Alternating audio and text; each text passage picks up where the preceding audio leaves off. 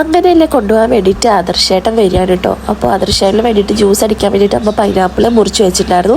അപ്പോൾ ജ്യൂസ് അടിക്കേണ്ട ഡ്യൂട്ടി എനിക്കന്നെയാണ് എപ്പോഴും. അപ്പോൾ ഞാനിത് ഫ്രിഡ്ജിൽ നിന്ന് തണുത്ത വെള്ളമൊക്കെ എടുത്ത് പൈനാപ്പിൾ നല്ല പൊളി ഉണ്ടായിരുന്നു. പിന്നെ ഞാൻ പഞ്ചസാരയൊക്കെ കുറച്ച് കൂട്ടിയിട്ടിട്ട് അടിച്ചു. ഗൈസ് എനിക്കിപ്പോൾ വീണ്ടും പനി സ്റ്റാർട്ട് ചെയ്തിട്ടുണ്ട്. അതാണ് സൗണ്ടൊക്കെ ആകെ പോയേക്കുന്നത് കേട്ടോ.